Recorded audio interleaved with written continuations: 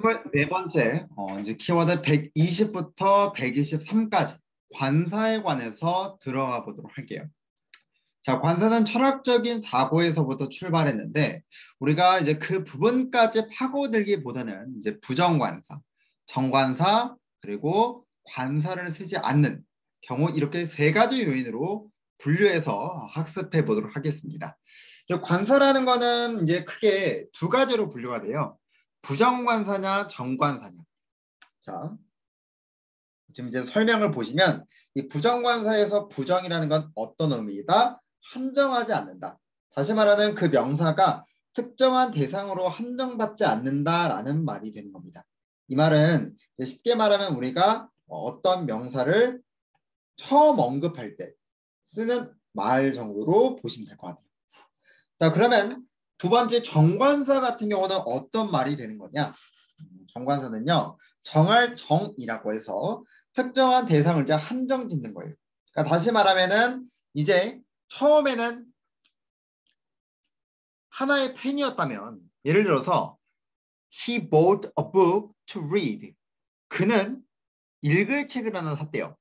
자, 그 다음에 예를 들어 이어서 The book, 그 책은 이라고 말할 수 있죠. 처음에는 한 권의 책이었지만 이제 그 불특정한 책이 그 다음부터는 특정되는 걸로 바뀌는 거예요. 자, 그렇기 때문에 우리가 그런 경우에 정관사 덜을 쓰더라 이렇게 됩니다.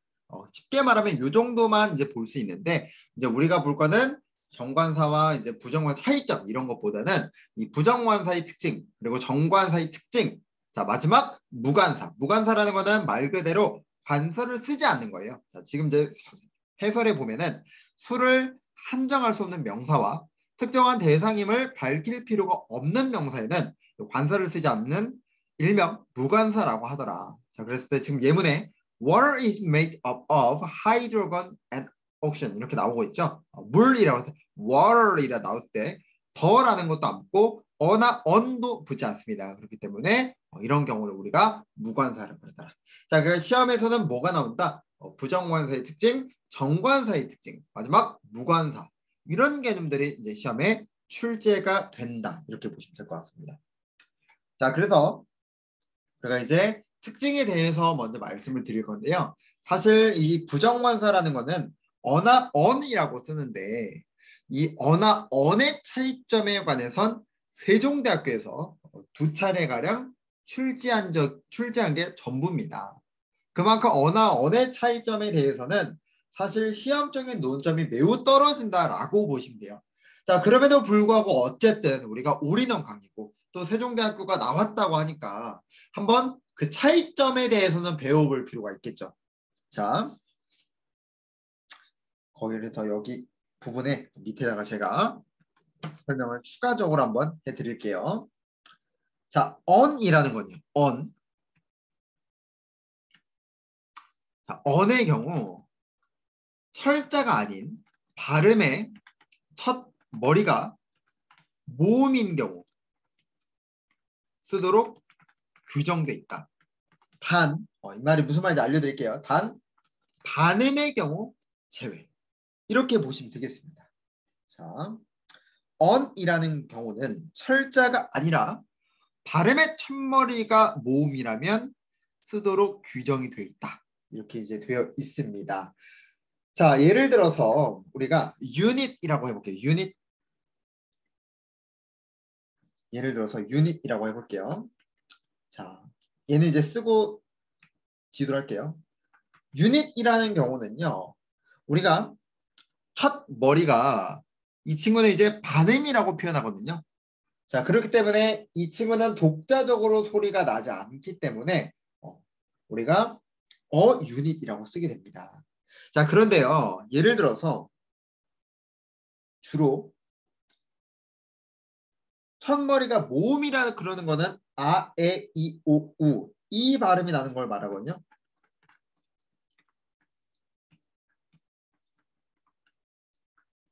그렇죠? 다시 한번 아, 에, 이, 오, 우 이 모음이라는 발음이 이제 나올 때 언을 쓰는 걸 의미한단 말이에요. 자,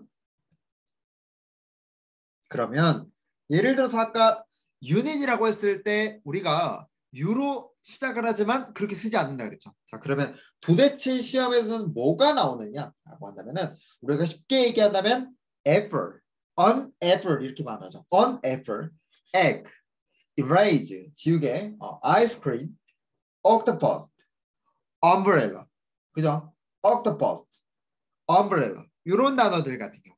그래서 그 정도만 알면 되겠습니다. 그래서 on이라는 거는 무엇이다? 차이점만 여러분 그냥 듣기만 해두세요. 철자가 아니라 발음의 첫머리가 모음이라면 쓰도록 돼 있다. on은.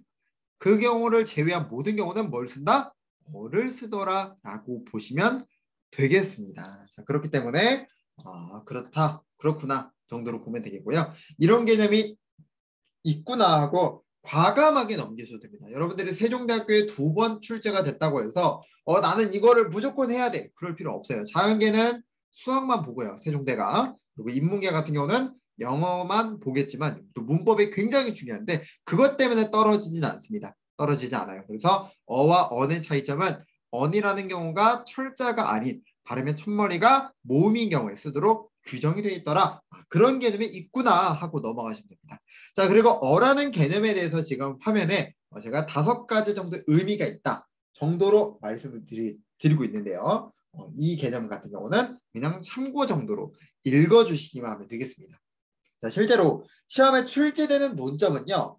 부정관사 어나 언 이건 중요하지도 않아요. 우리가 사실 중요한 건 정관사부터 시작입니다. 자, 우리가 정관사라는 거는 정해진 이제 한정해주는 명사가 되는 거잖아요. 그죠? 명사를 한정해주는 역할.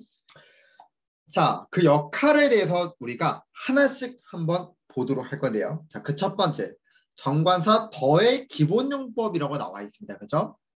자, 일단은 앞에 언급된 명사를 다시 쓸 때라고 돼 있어요. 자, 예문을 한번 보겠습니다. I bought a computer yesterday, but the keyboard of the computer was broken. 이라고 되어 있죠.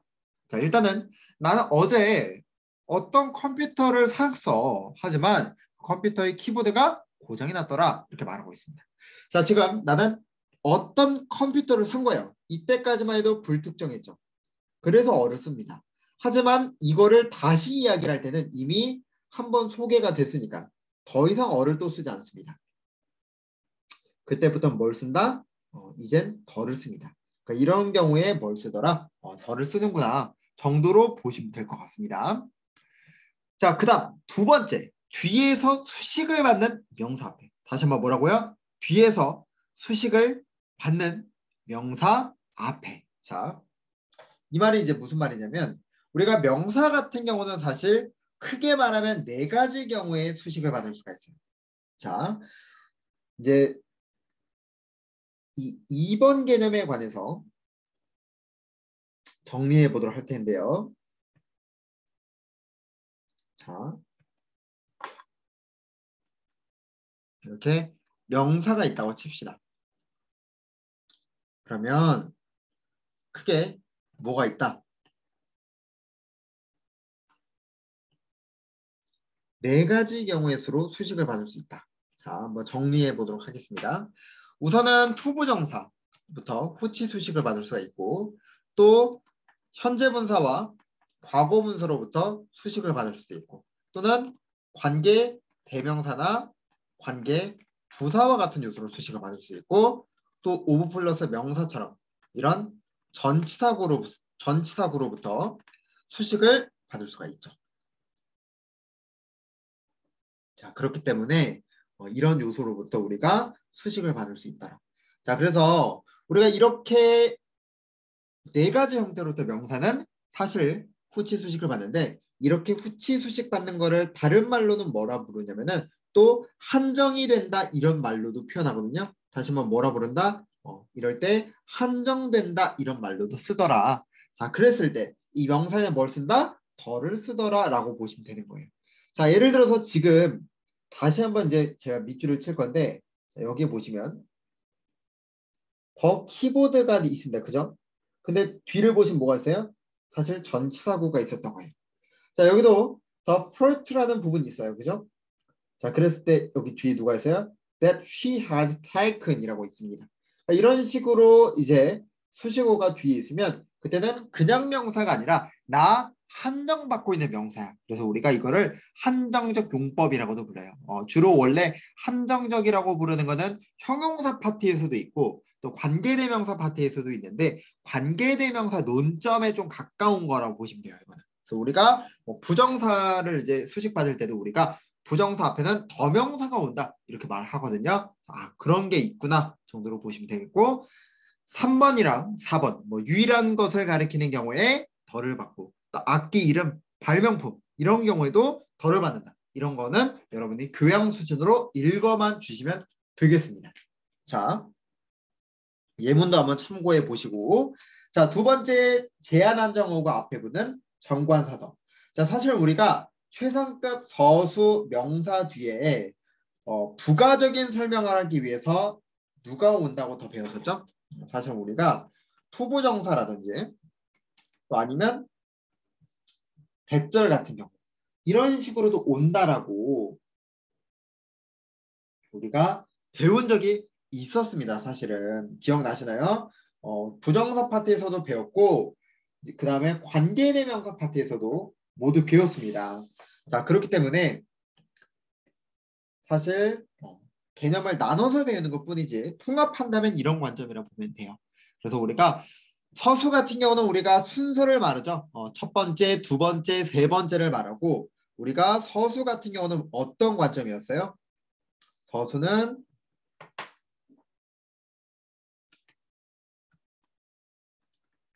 서수의 경우 후치한정서죠. 그렇죠?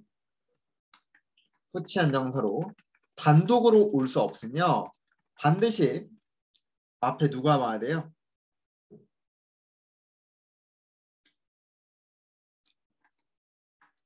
한정 지을 수 있는 요소가 와야 한다. 그렇기 때문에 지금 여러분이 보시는 거는 이 제한한정어구 앞에는 정관사 더가 붙어라. 이런 관점입니다. 최근에 2019년에서는요. The only way라고 써야 되는데 그거를 더를 빼서 관사를 물어본 적이 있었어요. 너무나 지엽적이지만 이제는 이런 개념까지도 알아둘 필요는 있더라. 자, 그래서 우리가 way 같은 경우는 사실 노력을 하되 건방지지 않으면 수능의 기계가 된다라고 해가지고 way라는 명사는 뒤에 부정사를 받을 때 부정사가 형용사적 용법이 됩니다. 근데 그 부분은 맞아요. 근데 그 앞에 only가 붙었으니까 또 only way라고 써야 돼요. 근데 그때 문제는 only way to 부정사라고 쓰여서 오답이었던 거야. 왜 틀렸던 거야? only 같은 경우는 우리가 제한 한정 어구라고 부르기 때문에 그 앞에 누가 있어야 된다? 더가 있어야 된다. 라는 관점이죠. 그리고 서수라는 거는 후치한 정사이기 때문에 단독으로 나올 수가 없어요. 그래서 반드시 한정 지을 수 있는 요소가 필요한데 사실 우리가 이 개념을 앞에서 배우긴 했지만 우리 다음 시간에는 또 이제 형용사 파트에서 제대로 또 깊이 있게 또 배울 거기 때문에 지금 이해가 안 되시면 형용사 파트에서 이 서수가 왜 후치한정사인지 공부하셔도 되겠습니다. 그래서 이런 개념이 있다 정도로 보시면 되겠고 3번 바이더 단위명사 같은 경우는요. 여러분 그냥 교양 수준으로 참고하시면 되겠습니다. 그냥 읽어만 주세요. 자, 그러면 네 번째 넘어가 보도록 하겠습니다.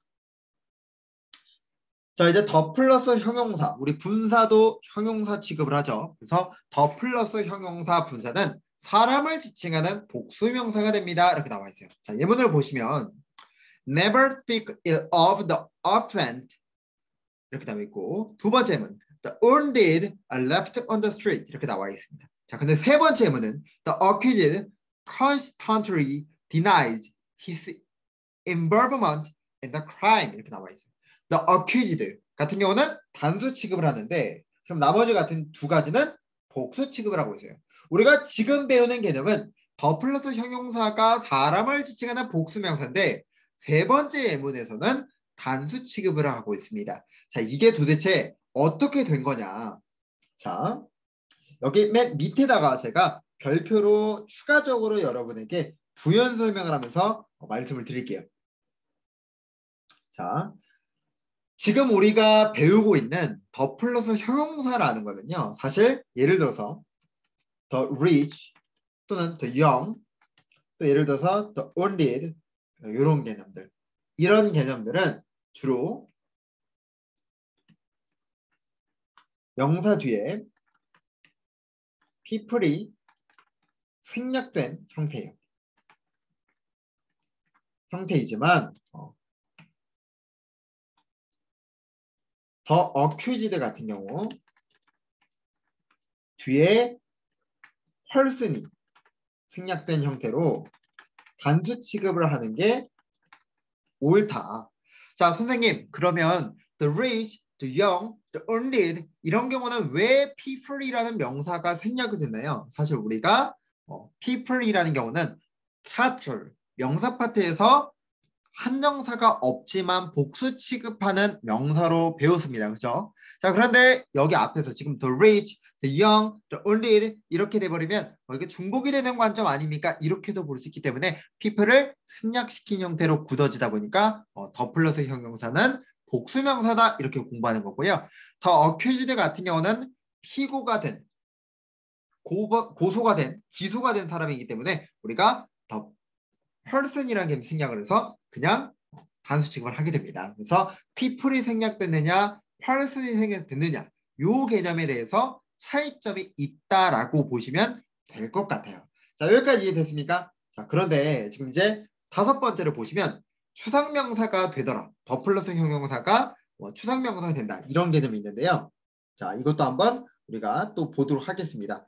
더 accused만 단수 취급을 하는 게 아니라 우리가 명사 파트도 다양하게 배우는 것처럼 형용사 같은 경우는 일반적으로 그냥 쓸 수 있는 사람한테 쓸 수 있는 게 있고 사물한테만 쓸 수 있는 형용사들이 존재하겠죠. 그래서 우리가 사물한테만 쓰는 이런 형용사를 우리가 전문용어로는 추상 형용사라고 하는데 이 추상 형용사 같은 경우 더가 올 때 사실 다시 한번 추상 형용사 같은 경우 앞에 더가 올 때 사실 명사 뒤에는 띵이 생략된 것으로서 단수 취급해야 한다. 그래서 우리가 더 accused 같은 경우는 누가 생략되어 있었다면 person이라는 명사가 생략되어 있었다면 이번에는 thing이라는 사물명사가 생략됐던 거예요. 자, 그렇기 때문에 대표적으로 이야기를 해본다면 예를 들어서 lovely, 사랑스러운 것, the beautiful이라고 해요. 아름다운 것, the unexpected, 예기치 못한 것, 이 정도로 볼 수가 있겠죠. 자, 이렇게 4번과 5번 같은 경우는요. 이 서술어인 동사와의 수일치에서 출제될 수 있기 때문에 여러분들이 회독이 올라갈수록 나중엔 암기해 두는 게 좋습니다. 이게 나중에는 독해에서도 많이 쓰이거든요. 그렇기 때문에 나중에 4번과 5번 같은 경우는 그냥 문법 문제 때문이 아니라 나중에 여러분들이 무엇 때문에 독해 때문에서라도 공부해 두시면 좋을 것 같아요. 해석에 도움이 되니까. 자, 시험에서는 덜을 빼고 물어보기도 합니다. 6번 들어가도록 하겠습니다. 이게 다만 우리가 올인원 강의에서 보면은 약간 심화적인 부분이라고도 볼 수 있는데 그냥 들어가도록 할게요. 자, 우리가 이 동사들은요. 흔히 말하면 신체 일부 동사라고도 이야기를 합니다. 이 동사들은 신체 일부와 연관돼서 쓰이는 동사들인데요. 여러분들이 지금 2번째 줄에 보시면 catch. 사실 우리가 오형식에서 목격하다라는 동사로도 있었어요. 지금은 잡다라는 관점의 동사가 되거든요. 의미가 다르다 보시면 됩니다. 자, 그 첫 번째부터 우리가 한번 보도록 할게요. 자, 우선은 이 동사들은요. 출제 요인이 어떻게 되느냐. 출제 요인. 자, 출제 논점. 자, 그 첫 번째. 전치사의 선택을 물어봅니다. 자, 이때 전치사는요. 바꿀 수도 없고요. 생략을 해서도 안 됩니다. 아시겠죠? 다시 한번 출제 논점 첫 번째가 무엇이다? 바꿀 수도 없고 지워서도 안 된다. 이게 제일 중요합니다. 그 다음 2번째. 지금 여러분들이 보고 계시는 신체 일부 동사의 해석을 하시면요. 이때 예를 들어서 온더 신체 일부가 해석을 하게 되면은 소유격처럼 해석이 되거든요. 자, 그런데 이때 신체 일부 앞에 있는 더의 경우 생략해서도 안 되고 소유격으로 바꿔도 안 된다. 그 자체로 두셔야 됩니다. 이건 하나의 관용적인 개념이기 때문에 여러분들이 임의적으로 나는 look 목적어 다음에 at the 신체부 이렇게 써야지 절대 안 됩니다. 예를 들어서 he couldn't look me in the eyes. 그는 내 눈을 똑바로 쳐다보지 못했다. 자, 이때 in을 쓰는 이유가 뭐냐면 동작을 받는 범위나 이 특정 부위를 나타내는 전치사예요. 다시 한번 in이라는 게 어떤 전치사 역할이 있다? 동작을 받는 범위라든지 이 특정 부위를 나타내는 동사예요. He couldn't look me in the eyes. 그는 내 눈을 똑바로 쳐다보지 못했다 라고 했을 때 여기서 그가 응시할 때 쳐다보는 그 신체 부위 특정 부위가 얼굴임을 의미하기 때문에 이 전치사 in과 whom을 이루어요. 그래서 우리가 보다 응시하다라는 동사가 전치사 in이랑 어울리고요. 여러분들은 시험에 지금 출제되어 있는 이 교재에 나와 있는 동선을 말하면 됩니다. 자, 그 다음에 첫 번째 bite, beat, hit, kiss, pat, strike. 이 동사들은 보통 때리다, 치다 이런 동사들이죠. 자, 보시면 전치사 on이랑 연관이 되어 있는데 우리 전치사 on이라는 거는요. 대상의 신체, 사물의 일부에 대한 표면에서의 접촉을 나타내는 전치사에 해당이 됩니다. 다시 한번 전치사의 좀 의미적인 부분을 제가 여러분들에게 여기다 한번 써드리면 on의 경우는 어떤 관점이다? on의 경우 대상의 신체, 사물의 일부에 대한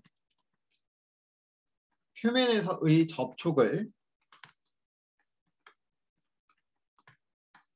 나타내는 전치사로 누구와 어울린다? 아무래도 때리다, 치다, 두드리다, 패다 등의 동사와 어울리더라. 이렇게 보시면 되겠습니다. 그래서 이 동사들은 전치사 on과 어울릴 수밖에 없었구나. 이렇게 이제 보시면 되겠죠. 자, 그 다음에 by 같은 경우 여러분들이 와닿지 않을 수도 있는데 사실 by 같은 경우도 동작의 몸, 옷의 부분이나 경유를 나타내는 전치사가 돼요. 물론 다른 의미도 있죠. 뭐 경계선을 의미하거나 그런 경우도 있는데 지금 여기에서는 동작의 몸, 옷의 부분이나 경유를 나타내는 전치사이기 때문에 주로 예를 들어서 잡다 또는 붙잡다라고 할 수도 있겠죠. 그래서 잡다와 같은 동사와 어울리더라. 그 대체적인 부분이 catch, hold, pull, take, seize 같은 게 되는 거예요. She caught me by the sleeve 라고 하면은 그녀는 나의 소매를 잡았다. 이렇게 말할 수 있잖아요. 그렇기 때문에 catch, 잡다라는 관점은 by랑 어울립니다. 여러분들이 여기서 한 가지 헷갈리면 안 되시는 게 여기 나와 있는 catch라는 거는 오형식도 있어요. 그렇기 때문에 우리가 유질 발견 상상 동사에서 목적보호에 형용사 또는 명사가 올 수 있다. 이렇게 배웠거든요. 그거랑 구분해 줘야 돼요. 그때는 목격하다고 지금은 잡다라는 관점입니다. 자, 그랬을 때 우리가 조심해야 될 게 뭐다? 전치사는 바꿀 수 없다. 그리고 두 번째, 신체 일부 앞에 있는 더 같은 경우는 생략해서도 안 되고 소유격으로 바꿔서도 안 된다. 이게 정말 중요하다라고 보시면 되겠습니다. 자, 여기까지 하시면 우리가 이 정관사 개념에 대해서도 정말 열심히 봤고요. 이 무관사도 마찬가지로 우리가 부정관사만큼이나 교양 수준에 해당이 돼요. 1번, 2번, 3번, 4번. 물론 우리가 수능 파트에서는요. by 다음에 교통수단은 더를 쓰면 안 돼요. 이렇게 배우긴 합니다. 그런데 편입에서는 당연하다는 듯이 또 공무원에서도 당연하다는 듯이 넘어가기 때문에 1번에서 4번은 여러분이 교양 수준을 읽어주시면 되고요. 만약에 시험에 출제하겠다라고 한다면은 여기 5번에 관련된 개념이 출제가 될 수 있습니다. 자, 무관사로 되어 있죠? 읽어보시면 a kind of 뒤에 명사가 오는 경우. 자, 이 말이 무슨 말이냐? 자, 지금 여기 보이시나요?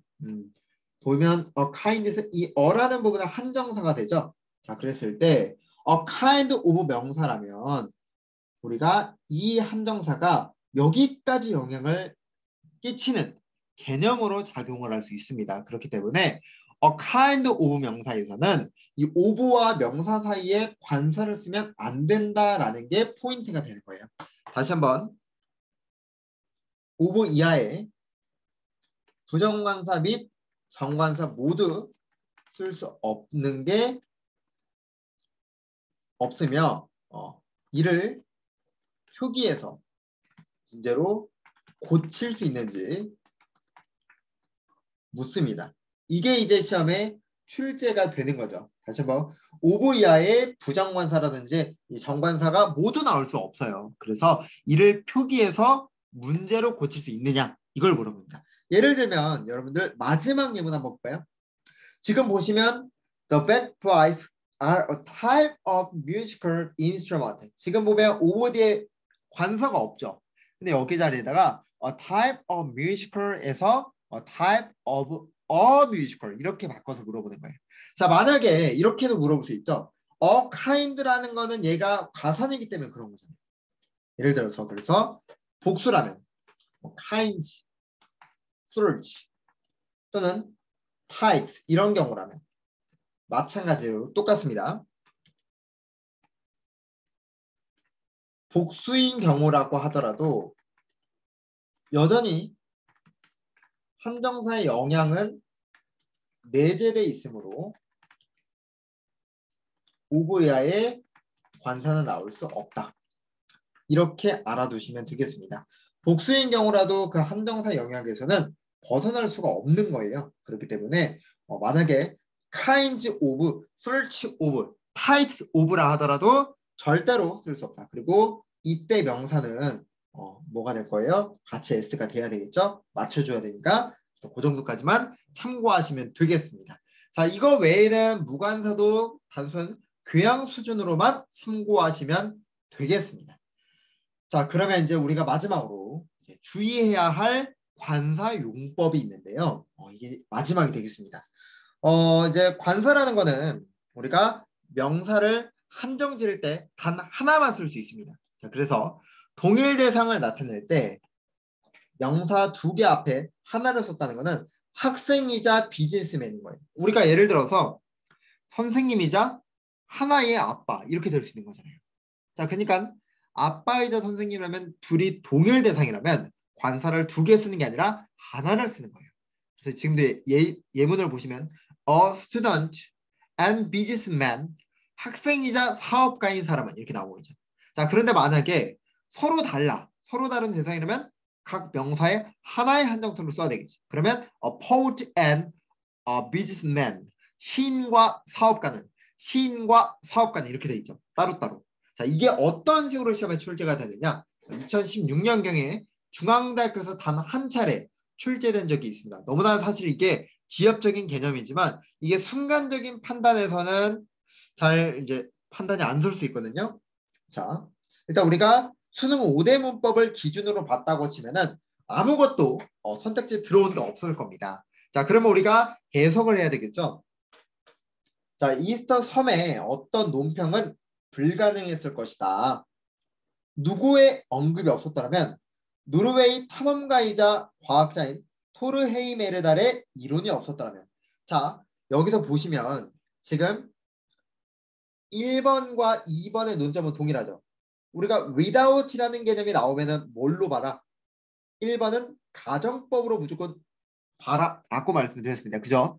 그랬을 때 without mentioning이라고 했을 때 지금 주절의 동사를 보면은 시제가 would 동사 원형 나온 거 보니까 가정법을 물어보고 있는 거 아니에요. 그죠?